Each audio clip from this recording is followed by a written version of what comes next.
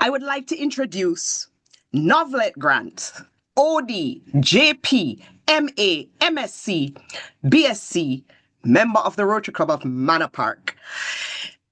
Miss Grant served the Jamaican Constabulary Force for 37 years and was privileged to serve as Commissioner of Police Acting. And she retired after doing a lot of work as Deputy Commissioner of Police. She holds graduate and postgraduate degrees from the University of the West Indies, as well as University of London. And she has the National Defense University of Washington, as well as the Royal College of Defense. Miss Grant, who is a trained and experienced trainer and facilitator, has over 24 years in training everything from manuals to designing and delivering interventions on human resource development, community-based policing, sexual and gender-based violence, conflict prevention, youth empowerment. I mean, she is also working very hard in advocacy for coordinated community response to domestic violence. And she is a Rotary peace activator. During her tenure as the president of the Rotary Club of Manor Park, she spearheaded a DVI care center in St. Thomas. As you all know, she has presented on a lot of topics regarding peace, domestic violence prevention, etc.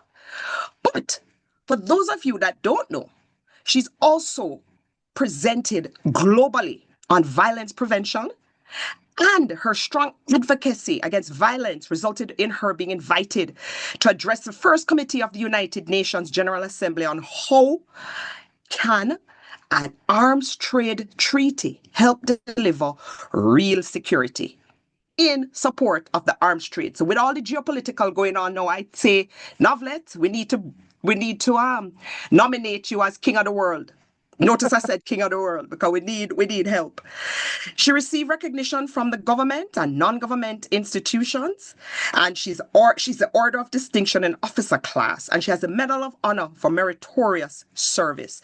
The Canadian government recognized her advocacy for individual outstanding commitment to advancing gender equality in Jamaica. Also, she's a charter member, which for those of you that are not Rotarians, it means she's a founder of the Rotary Club of Manor Park. She's a Paul Harris Fellow and past president of the Rotary Club of Manor Park. She's an IEP Positive Peace Ambassador, a Rotary Caribbean Peace Activator. Above all, she's a wonderful human being. I wanted everybody to know who we're going to listen to. So I'm turning it over to you, past president, Peace Activator. Thank you. Thank you. Let me just interject here, past President Novelette and presenter. I just also want to recognize the presence of Obeline Smith-White, who is a Rotary Club of Manor Park supported Rotary Peace Fellow. Obeline is here with us. Very pleased to see you, Obeline. Thank you so much for being here. Back to you, PP Novelette. Yes, and she is my colleague, IEP Peace and Positive Peace Ambassador and Rotary Caribbean Peace Activator. So we hope that more people will join us, especially as Peace Ambassador in the near future. Thank you very much. So Richard, I want to share screen.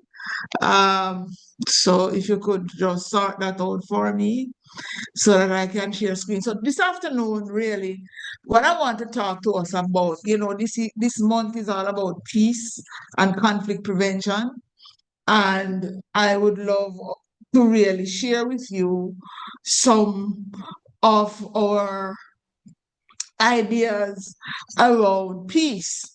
And I want to start off by giving you, I know these are things that people know, but to set a context and for a reminder, the presentation is about strengthening connections and preventing conflicts with nonviolent communication.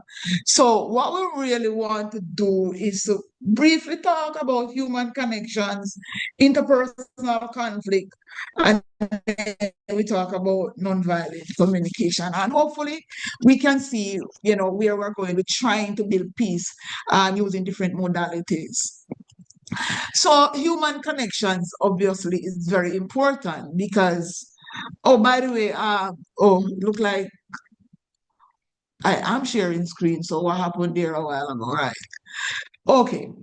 So human connections, as you know, is very important because we all have relationships built on connections, and it is good for our well-being. And so how we communicate significantly impacts our, or how we appreciate these connections and how important it is for us to really do that. We sometimes behave as if we are independent, but we need to remember we are more interdependent. We all have an innate need to share with each other, to connect with each other. And of course, it is important that we recognize that we get our sense of self, our sense of being, because there are other people present in the world with us. Our survival and well-being depends on our ability to develop strong connection with others. When we have weak connections, we have all kind of challenges, both as individual and in a group. So when we talk about human connection, we want us to remember this is more than just interaction. We're not just talking about being in the same space. We're talking about that deep sense of being seen, being heard, and being valued. And therefore, true connection requires a certain degree of openness, being present, that right, and a willingness to share authentically. At its core, connection is about feeling part of something larger than yourself, where mutual respect and empathy can thrive. And we all want to have a sense of belonging and feel that we belong. Unfortunately, we always hear people talk about how disconnected our young people are. Well, part of it is that we forget how to build a connection beyond interaction. We forget to build the connection beyond the transaction, because too much of the interaction is really transactional. What I can get if I do so and so for you. And there is a benefit to being connected because it boosts our mood, it reduces our stress, help us manage our emotions. And one of the challenges we have right now in Jamaica, as we can see, is weak emotional regulation. And when we see weak emotional regulation, we end up with terrible incident like one that just happened in Westmoreland, where some women got into conflict and end up with one being set on fire, another being in the hospital with stab wounds and so on. So we need to really have emotional well-being and emotional regulation. And of course, our life expectancy, because we would have reduced our stress. Everything benefits from us being properly connected. And of course, we get help with the challenges that we face. We get the support during difficult times. And as individuals and as groups, we develop resilience. So we thrived by working together to reach where we are today, whether it was hunting, gathering, or building communities. So connection has always been the foundation of progress. It is the invisible thread that ties us together. It transforms us from groups of individuals into community. And it is at that connection that we find empathy, the foundation for empathy, for trust, and collaboration. And so without connection, we will survive, but with it, we will truly thrive. And I think that is what we really want to do, go beyond surviving to thriving. And therefore, people have worked tirelessly through the ages to help us learn how to manage our anger, especially our disagreements and our conflicts in ways that do not risk us becoming disconnected from each other. So let us talk for a few seconds about conflict. Obviously, It's normal, and people will tell you that there are positives to having some conflict. That is when it is not dysfunctional and throw things off track. But at the heart of it, conflict is basically, at least one view of it, is where individuals are striving for their own preferred outcomes. So when we have interaction with other human beings, in general, there's an outcome that we all are seeking as individuals. And because we all have different and opposing goals, we are not necessarily striving for the same thing. And so when I gain my outcome, it may very well mean that others may not achieve their preferred outcomes. And so that is why conflict will disrupt the harmony and the connection and lead to things like defensiveness and great disconnection as perceived similarity dissolve. I thought we were on the same page. And that is where people say, oh, but you and I are not thinking the same thing. So with right there, you can still find a whole heap of problems because we start to feel now an increased perception that we are incompatible. The differences are too great. And we perceive a loss of credibility. Oh, I really can't trust that person anymore.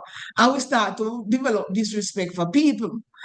And so we have this antagonism, the distrust, the hostility, and the suspicion because obviously the connection is broken. So if you look in what I just said too, you can probably find things like poor communication, lack of compromise, needs not being met, prejudice, intolerance, self-interest, ignorance, a desire for power, a lack of empathy, and making assumptions.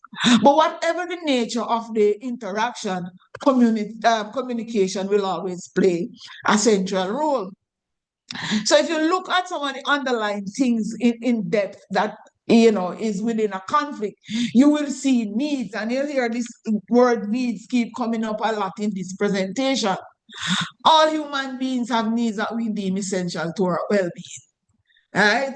And basically, what we're talking about here is that a need is something that is essential to our well-being. It is not a want or which is a desire, which is an unsatisfied want. So not being able to satisfy our needs can in fact create a lot of problems for us, can cause conflict. And then we have life is about perception when all is said and done. Right? How we interpret and understand our environment, how we interpret our emotions, attitudes, moods, and motives. All of those things affect our own perception. And that will in turn shape our beliefs and our opinion based on how things seem to each of us. And we will hold on to our perception as the reality and that it is true. And so our perception of self, of others, and of the situation that we find ourselves in will influence our communication and can lead to misunderstanding and conflicts. Another thing that we need to take into consideration is power. In every relationship, power exists. Right? Each of us have our individual power, whether we recognize it or not, whether we have actually surrendered it to other people, but we do have power. And when you have people trying to exert and maintain maximum influence in whatever the relationship is going, that is a challenge because we all have power over ourselves, power over. But the worst time is when we want to have power over other people and to control their behavior and interactions. And when we misuse our power we take away the power of someone else in order to dominate and control them. And this is where we find corruption, violence, discrimination, and all those kind of things playing out there. And of course, these things will lead to conflict. Each of us, we talk about values a lot, but each of us, we are influenced by our values, our principles, or our beliefs that we hold dear as individuals and that we consider to be essential to who we are. So while we assume that there is a set of values that everybody subscribe to. Somebody might hold respect a lot more important to them than they would hold something like honesty, or they might hold loyalty higher than they hold truth, right? So our interpersonal conflict can arise between persons with different, unclear, or incompatible values. But sometimes it's as we go down the road that we find that out. And so we also have another challenge where people frequently try to impose their values on others, and this can be a source of disagreement, argument, and conflict. And then this is the era where we get bogged down. Our emotions and our feelings, they play a big role in our relationship, and they have significant influence in how we deal with conflict and how we communicate. So when you pull all of that together, then there are three things I would hope we can remember leaving this session, is that when we look at conflict, there are three basic elements we shouldn't lose sight of. The issue at hand, which is the need. An issue is always a need. That the thing that causes conflict. And if we don't address it, it will not be resolved. And then, of course, the relationship. What is the association or connection between the people in the dispute, or in the conflict, or in the disagreement? So the nature of the relationship affects the parties' perception of the issue and the dynamics of the conflict. You know, what the judgments and the criticisms and so on that people come with. And of course, the emotion, how the people feel. The emotion is related to, but it is not the same as the issue. Now, anger is the most common emotion involved in conflict, and it is important for us to realize that anger almost always comes from disappointed expectations, i.e., a disappointed need. So when us sort of look then quickly at things like communication, right? We communicate using verbal and non-verbal interactions, and through that we create and share meaning, we share knowledge, we shape understanding, and we shape the relationships that are essential to fostering social connections. So it involves us talking and listening to each other.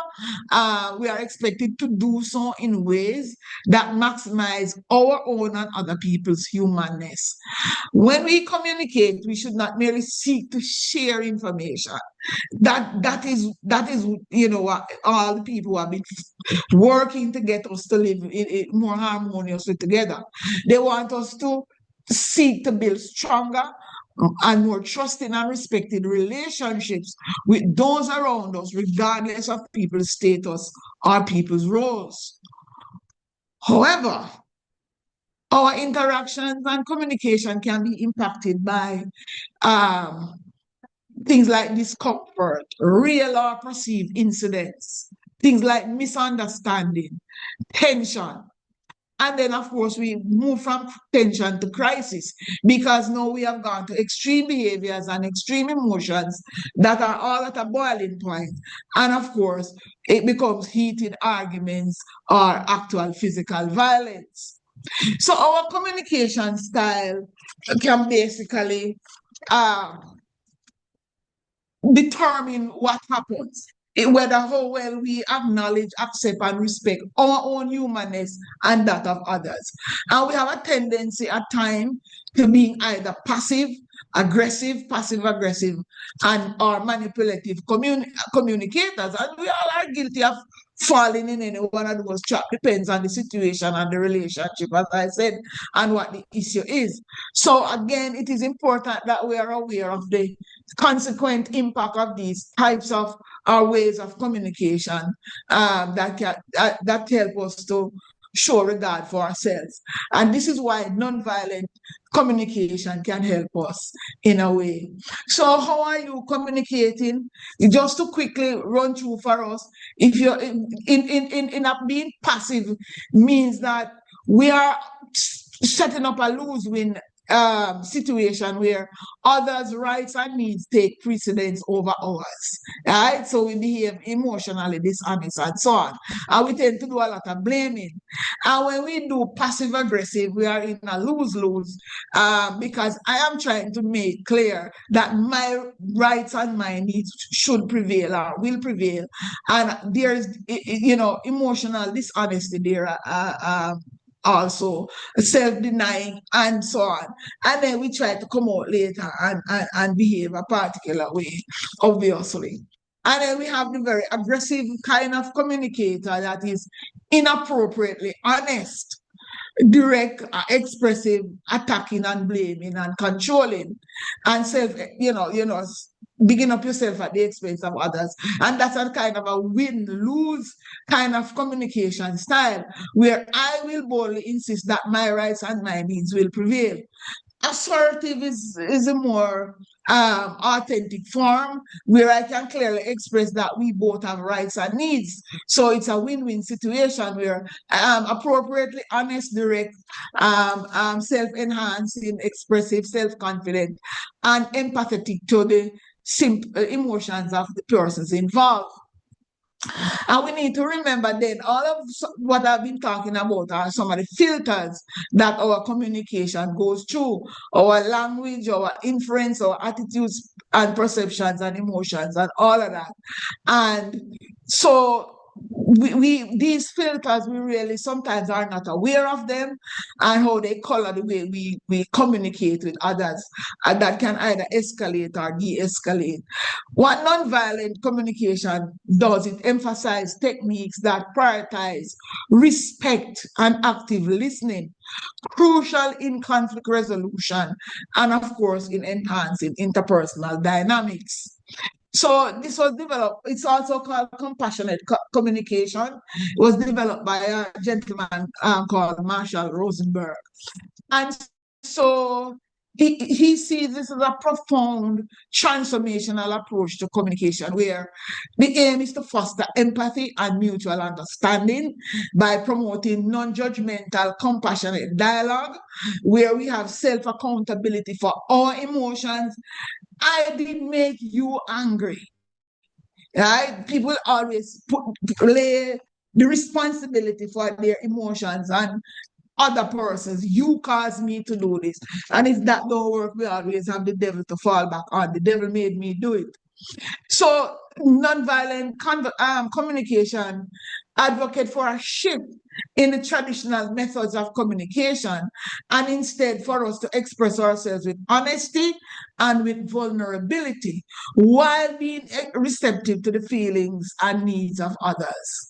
So it is a powerful framework for building stronger connection, for preventing conflicts by shifting the way we express ourselves and listen to others, and how we seek to foster connection and harmony, ultimately transforming the way that we relate to one another. And of course, it can take us beyond the interaction and the transaction and all of those things to the power of genuine connection. So we need to, as we go forward, please remember that words have power, and remember that underlying all of our behaviors and action, there are needs that people are seeking to meet. And once we understand and acknowledge those needs, then we can create a shared basis for a connection. When we are dismissive of other people's needs and so on, then we can't expect them to be cooperative, and we can't expect peace to reign on earth.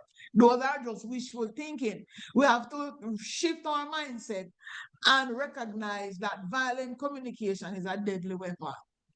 And covering those kinds of behaviors with claims of only just joking or minimizing and say, oh, you're being too sensitive, or oh, that is not much, which is something that we do a lot in Jamaica and in a few Caribbean countries that I've had the privilege to go and do training in. Same challenges exist.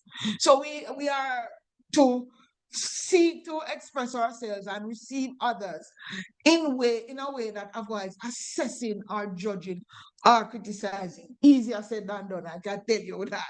It's not an easy thing, but it's something for us to be aware of and start to work. So here are the things that we need to have in our toolkit and in our practice: empathy, clarity, respect. Helping people to move away from blame or judgment toward mutual understanding and conflict resolution. And how we do that is by working through these 4 components here: observation, feeling, need, and request. And let me see how quickly I can just go through this without leaving anybody behind. Well, we all observe the world in some shape or form. We see things, we experience things, and we are always in experiences or situation. But can we describe it without judgment? Can we do it separated from our personal values? Can we learn not to say, I wouldn't do that? If I did me, I wouldn't do that. Can we use facts instead of personal evaluations? Can we practice observation about a situation without judgment instead of making assumptions or rushing to conclusions? If we are able to do that, then it will help us to see things as they are, laying a foundation for mutual understanding, not me accepting your understanding of the situation. So that will then facilitate clearer communication by allowing us to describe the situation or whatever the experience we're observing in neutral terms. And then, of course, the feelings are not going to be left out.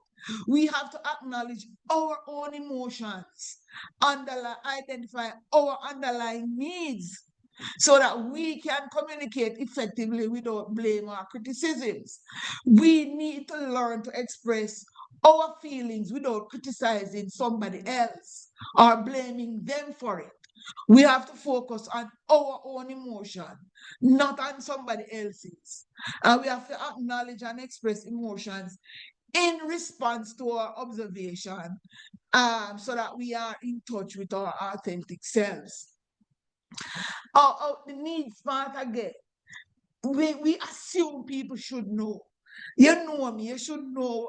How can I know if you don't express it? I am guessing and making assumption when I say I know what you need. So you have to express your feelings and needs honestly, because that is critical to us having authentic communication. We have to clearly state our desired needs to another person. And we have to stay calm, and we have to try to be as precise as possible. Right? So we can't be passive aggressive and all of that in our passive and think that, oh, we are expressing a need. We are leaving people to guess. And so by identifying the underlying needs and values driving our feelings, that will enable us to communicate what is truly important to us. And of course, the 4th component is this thing called request. So rather than demanding or coercing certain outcomes or behaviors from others, what nonviolent communication does, it encourages us to make requests instead. So we frame our desires as requests rather than demands. We invite collaboration and we foster mutual understanding.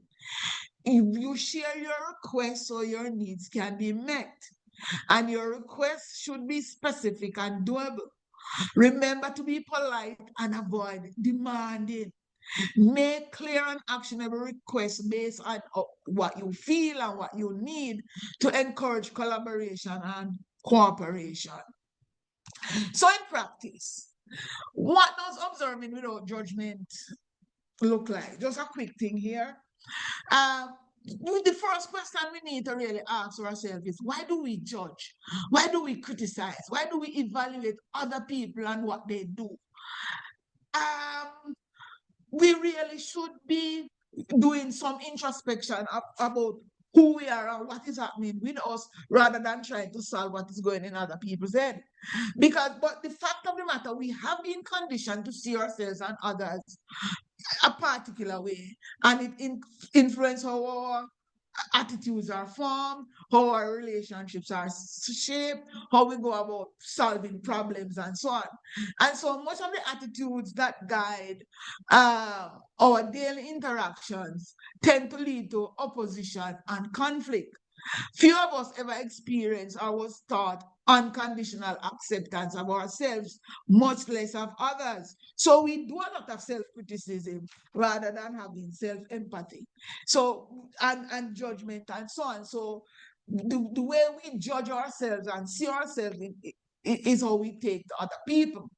So what we are suggesting from nonviolent communication practice is that we should observe with neutral awareness, try to observe with acceptance. It is what it is happening.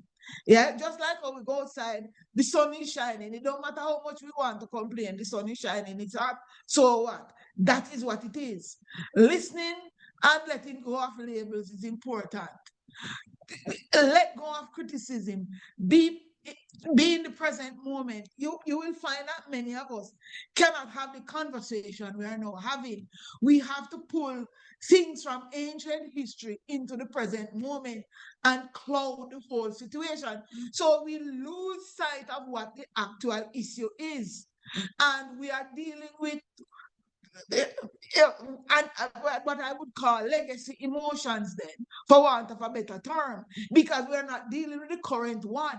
And so whoever we're in a conversation with can't navigate through that because there's emotional imbalance, right? And so it is important that we have a open mindset and we also develop inner clarity and self-compassion. So those are some of the things that we need to start to do, and so that we can take responsibility for our reaction by directing our attention to our needs as a source. Direct our attention to our needs as a source of our feeling rather than that of the other person. So the key to making an observation is to separate our own judgments and our own evaluations and our own interpretations from our description of what happened. If you said to somebody you're rude, and as adults, a lot of adults love call other adults rude, and I always find it weird. And the other person may very well disagree. If you say, when you walk in, you didn't say hello to me. That is what happened. That is what happened. You don't know why they didn't say hello. It's not because they're rude, they could have been distracted, have something on their mind, be distressed. But we jump to a conclusion and we label them rude. So the other person is more likely to recognize the moment that is described than the judgment, the criticism of you are rude. So when we observe without judgment, we pave the way towards greater connection with ourselves and others. And this practice is a crucial building block towards a deep shift in our consciousness. And of course, we have to recognize that our feelings are messengers, right? They represent our emotional experience and physical sensations. And so focus on words that describe our inner experience rather than words that describe our interpretation of other people's action. I feel ignored describes an inner state of being rather than I feel you don't like me. There's a lot of things that happen in Jamaica. I experienced it in the police force.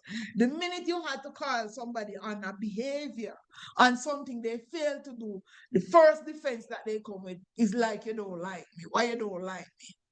And so that is a critical thing that we do, where we interpret what other people might be feeling based on what they are doing at the time.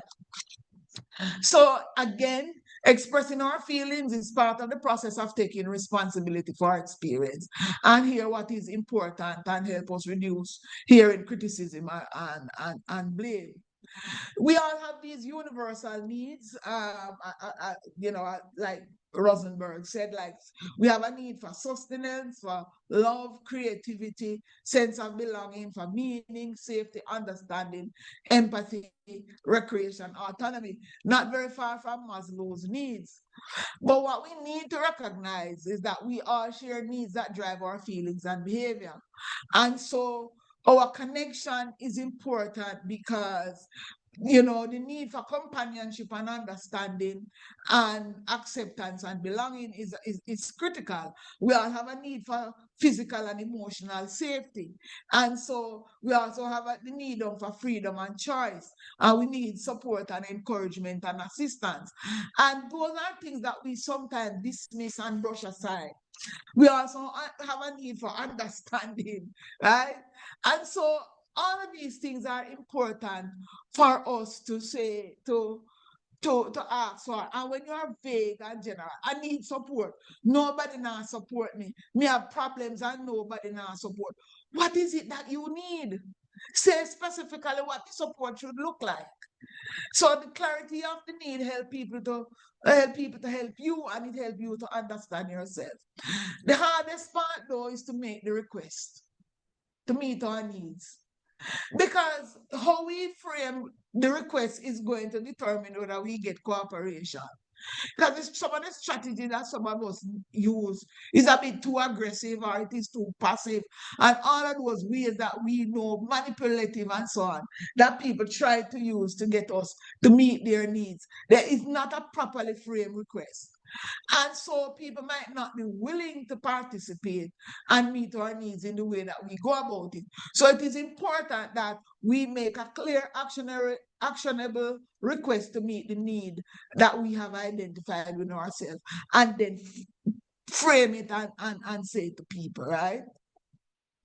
So we should see then that in the moments that we make requests, they are connection requests that could foster connection and understanding to determine whether we have sufficiently connected to move to a solution or request. Sometimes, based on how we do it, people will just shut us out. So we ask people, would you be willing to do this? I would prefer you do that. This is, state it in a way that people know exactly what you want. Even if they don't do what you want, you didn't cloud the request with emotions. And we should always be willing to hear a no, and to continue to work with ourselves or others to find ways to meet everybody's needs. So response is denied is evidence of whether we are making a demand or a request. And sometimes even with a request, it is going to be denied, but not necessarily because of any filter and so on that got in the way. Just that maybe the person is not in a position to fulfill it. And that is how the communication can progress in a manner that lead us to yes. Because, sometimes it takes a lot more exploration to move from no to yes. A denied demand will lead to punitive consequences. A denied request most often will lead to further dialogue, right? So we should recognize no is an expression of some need that is preventing the other person from saying yes. So those are some of the things. I think I will move on as time is going to just talk quickly about empathy. So when you're expressing your own observation, feelings, needs, and requests, is just one part. The second part is the empathy, the process of connecting with another person by guessing their feelings and demands. But remember, it's just a guess, you don't know. So that is why you should proceed without judgment. So the empathic connection can sometimes happen silently, but in times of conflict, communicating to another person that we understand their feelings and their needs matter to us can be a powerful turning point in problem situations, demonstrating that we have such understanding is not the same as agreeing to act in ways that don't meet our own needs. So nobody is asking you to burn yourself down to keep somebody else warm, right? Connecting it's all about this contribution and this connection. But we hope that empathy would not just meet other people's needs, but it would leave us both finding strategies that meet our need as well. So all of this takes some work and some practice. And this is why it is a process of really sharing and learning. So self-empathy is also important in this whole process. Our ability to express our own feelings and needs and make empathic guesses make us more mindful. And this mindfulness is nurtured by self-empathy. We bring the same compassionate attention to ourselves that we give to others when listening to them, if we are using nonviolent communication. So we listen through any interpretations and judgments we are making to clarify how we are in terms of our feelings and need. And our inner awareness and clarity supports us in choosing our next step, expressing ourselves to others, or receiving them with empathy. The next step is our request to ourselves about where we want to focus our attention. So, finally, tips: practice empathy, reduce defensiveness, encourage collaboration, build trust, practice active listening, avoid assumptions, create safe dialogue spaces, practice self empathy. These are some of the things that we can start to do, and I hope these are takeaways that you can find useful. And also remember that human connection is important because it supports our emotional well-being, our physical health. It helps us develop resilience. It helps us with progressing and surviving as individuals and as communities, because that is the way we have always survived and advanced. So thank you for listening. And remember, when we are connected to others, we become better people. Thank you.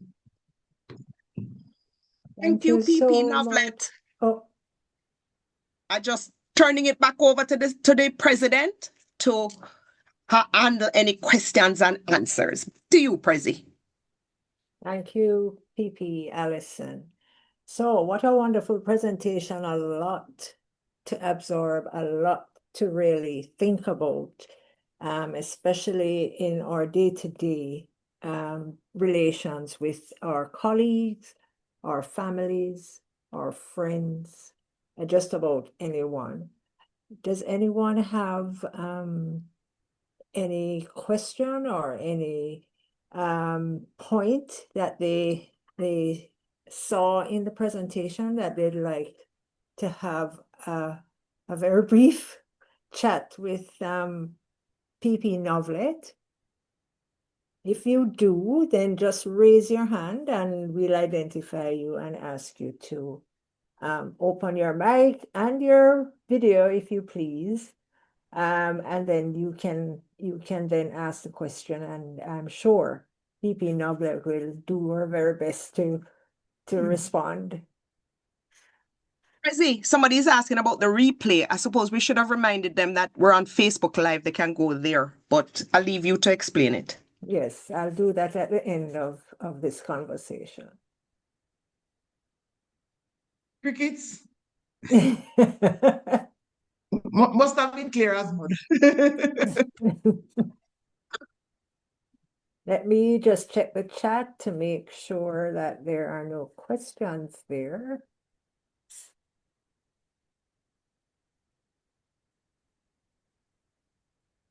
Okay.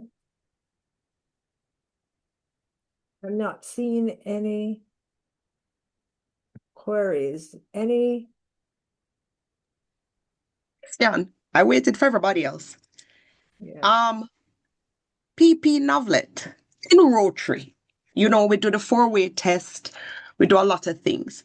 You gave tips about how we deal with conflict. But as Rotarians, what do you think we should do? Anything differently? Any additional things we should do? Because, we're volunteers and we don't have to be in Rotary.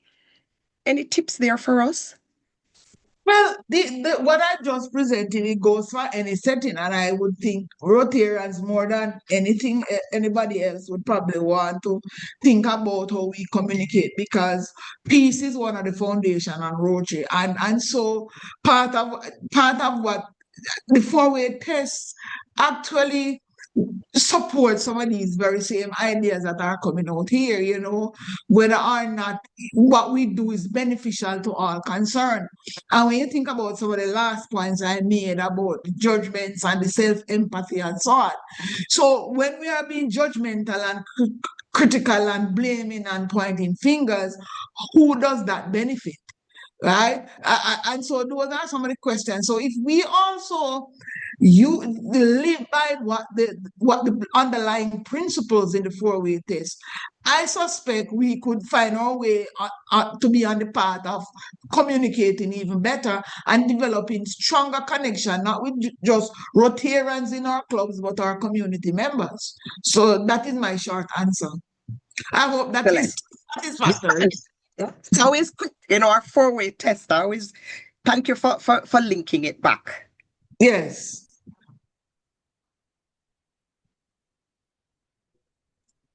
Any other points that you'd like to discuss? Those of us who are on the platform? Any issue you'd like to raise? Only thing I'm clarifying, I had asked for people to say who invited them because our Sarge is watching, and I noticed members of some wonderful clubs on here. I seen Portmore, Prezi, I seen Spanish Town. I even saw past assistant governor who didn't identify herself, but we know who they are. So I was just noting because with the makeups, we're trying to help the secretary with the makeups. So I just clarifying that the reason we're asking is just so that we make a note of who you get brownie points with the Sarge. Wink, wink, Yes. if you invite people.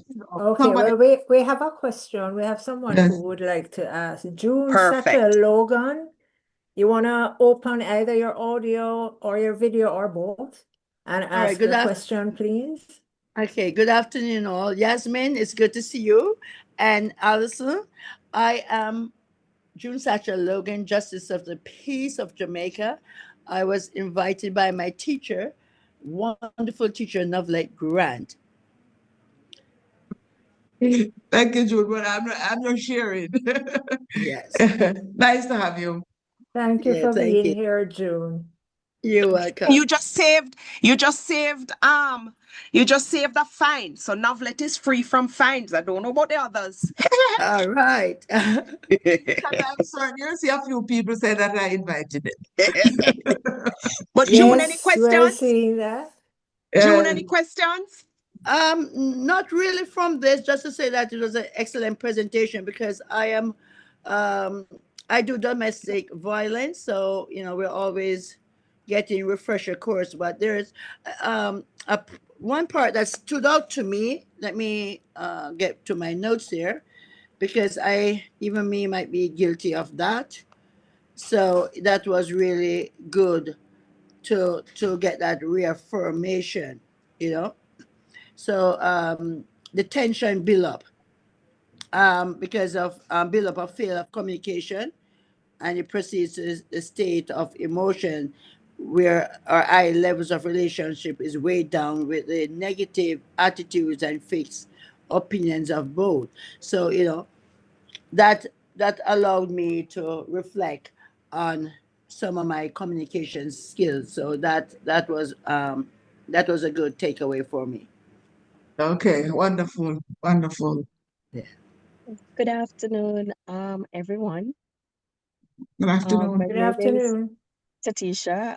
I was the one who asked a question about the replay, and I also stated that I'm guilty right across the board. Dr. Karen De Silva posted it on her WhatsApp. I live overseas. I listened to you, Miss Grant, and I am not in the government sector. I work with adults born with disability here in the States. But I find with my personality, some people will say to me, I don't know the difference of talking to and at, and I will ask for help, but it is communicated in a sense like I'm strong and I get it done, and then I get angry, huff up, puff up, blow down the house and everything. Yeah. Hearing you, I need help. Can you tell me? Yes. Yes, well, that's wonderful to do that introspection and recognize that. So I suppose that some of the things I could recommend is to look around you for where there are seminars on some of these issues, workshops and so on, where you could join. We do, because this is not enough to actually, because of time constraints and the medium, obviously, to really say how we would work with you. So it is out of the scope of this meeting, but you have taken the first step to figure out, this whole business of how I communicate.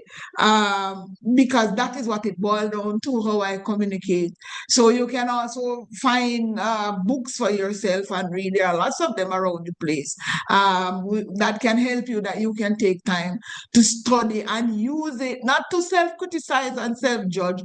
We don't want that. We want you to do it non-judgmentally, obviously, because, and to say, how have I been communicating, and to shift the mindset of how you go about doing things, and to actually look at the emotions that have been underlying what you feel, because when you interact with people, there are feelings involved, and those feelings trigger emotion.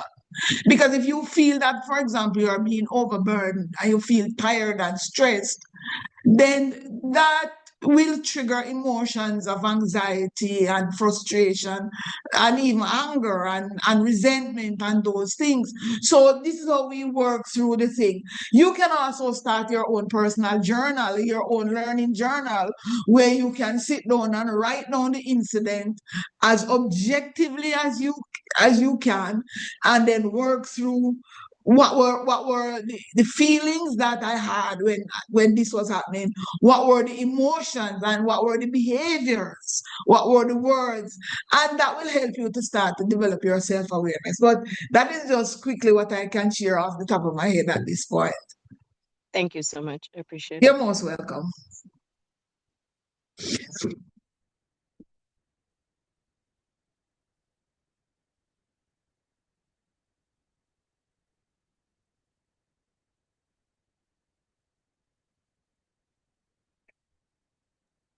All right.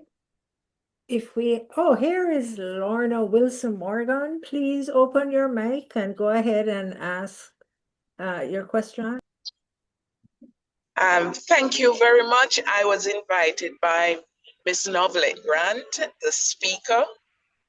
I just want to ask a question. Maybe Ms. Grant will look into it and we'll come up with a solution. Is communication as it relates to the Gen Z? I don't know if anybody have Gen Z living with them, but their communication is so limited. Everything is on the phone, just the phone, and you sometimes you would have to ask, can you put down the phone and talk to us? What is happening? How is your study? The Gen Z, their level of communication seems to focus only on maybe technology. Yeah, that's a big challenge, Miss Lana. One of the things that we are in fact losing our connections and becoming disconnected because of the internet. So the question is, if somebody is living in your house, is how you frame the request to get their attention. Because it's not to just tell them to put down the phone, it's to say, I would love to connect with you in a real conversation. Is it possible for me to have 5 minutes of your time to talk? And that is how we have to build it to get them away. If they live with us, I presume they would be relatives. How do we get them out and away from the phone in activities where we can have real conversation and try to build back the connection? Because we are in fact living like separate atoms in homes and in workplaces. The atomizing of society has been pushed way beyond tolerable limits because of the internet and all the digital stuff that we have. So it's a question of how we frame our requests to get their attention and to to get them involved in and to us get involved in things that they like outside of the digital. That's a short answer at this point in time. It will take a lot more work, obviously. But that's a start, I hope, Miss Lana.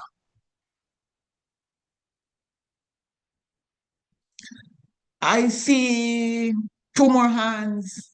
Yeah, there's also Past Assistant Governor Bobby Young. Welcome, PAG. Could you go ahead and ask your question? Thank you very much, Madam President. I must apologize for coming into the meeting very late. So my question is not really, in effect, to ask a question regarding the presentation. Then I wanted to pose is that a bit of announcement in a sense. I belong to the District Fellowship Committee, which is by Radley Reed of Campion. And we have been trying to find scholars or applicants across the district to apply for the Peace Fellowship Master's Program, which is offered by Rotary International or Rotary Foundation, for that matter. The 27th, 28th scholarship year applications are out on the website. And we haven't heard anything from Manor Park. And I would like to ask PAG Yasmin, who invited me to your meeting, if he can speak to that, whether Manor Park has found a candidate. PAG Bobby, I'm going to ask you that we take this off air. Okay, fine. We have in the past, just to tell you that we have in the past, we have our very own Peace Fellow that we had recommended here on this with us. She did it a number of years ago, but let's take that off this platform and we can have a conversation outside of this. I left my number is in the 132 mark. Yes. You know, we're tight on time. Right. There's one more. I think I see PAG Marie Powell. Welcome. Can you just very quickly ask your question? Thank you, PAG Yasmin. My question is related to the question before PAG Bobby's, and that is PP Novelette. Do you think that the whole concept of peace building and conflict resolution is changing because of social media? Certain things remain fundamental, you know, in terms of human behavior around this whole business of needs and issues and relationships, and how we go about what peace actually means and how we go about whatever. The modalities might change because there are lots of resources online, but positive resources and negative resources. And I think I am assuming, probably you can correct me, that we do have a lot of fora online that teach conflict and hate and disagreement and all of those things. So in a way, the whole process of moving towards peace might be a little more difficult now than it was before we had the proliferation of online groups and so on that spread all kind of hate, and that actually actively go after youngsters and teach them to be hateful and violent. So how do we get to those people who are already drawn into that rabbit hole, and how do we prevent our youngsters from getting into that anyway? It has to do with what happens with our children as parents, as caregivers, whether we are actual biological or surrogate parents. How do we engage and strengthen the connection with our youngsters? How do we keep them from being attracted to those kinds of people who are spreading hatred online and really purveyor of conflict and violence? So we need to be aware of those things, obviously, and to figure out, knowing my unique situation in my own home, my community, my institution, my school, whatever, what are the things that we can do to help our youngsters be more resilient when it comes to being attracted to that kind of situation. I hope I've understood what you're asking and have given an insight. Yes, to some extent. Thank you. Yes, because as you know, time is against us. These are conversations that really, really don't work too well in an hour, but it's enough. We can always revisit these kind of presentations, obviously. Yes. All right. So thank you so much. Okay, we're gonna wrap up things now. And I'm gonna ask our Rotarian Therese to move the vote of thanks. Once again, Rotarians, thank you so much for being here today. And we look forward to our next monthly speaker series where we'll have another engaging and interesting presentation. And thank you Rotarian for all our Therese. guests present before. And let me also thank our guests, it's not just the Rotarians, but the guests who joined us. Thank you very Oh, much yes, for being thank here with you. us. Yes. Rotarian Rotarian, Therese. yes, And if we Rotarian, could just ask Secretary Richard to take off the sharing, the screen sharing. All right. Let me see if I can do it. Yes. Yes. perfect. Okay, great. Just want to say that, I've known Novelette like the rest of us Rotarians in Manor Park for a long time, and even before joining the Rotary Club. And every time I listen to Novelette, I figure maybe I've already heard her say everything she has to say, but today was a masterclass in something I've never heard her talk about before. And this issue of communication, particularly now, not just in our homes and in our workplace, but in the global political space where the conversation has become so toxic. I think this is such a crucial conversation. I also, as I was listening, thought, oh my goodness, could Novelette please write a curriculum for our schools so that children can start to have this kind of self control and learn about self empathy from a very early age? Clearly, our region has been dogged by our past, our colonial past, and the way we've been raised, the way our pedagogy has been designed, the way parents have use discipline in a negative way in homes. Um, I think all of this is part of our history, and to have you speak so clearly with such absolute clarity as to how we get around some of these issues, Novelette, this has been a really truly learning experience for everybody that's listening. And I hope that we can have another session, but time is up. We want to thank you, and please continue doing what you're doing, Novelette. You continue to grow, you continue to inspire us, and I feel so blessed to be among your colleagues. Thank you so much, and thank you for all the Rotarians who joined us and others today. Fabulous. Thank you. Thank you. Thank you Thank you. so Thank you. Thank you, much. Rotarian Therese. Thank you. Thank you so much, Rotarian Therese.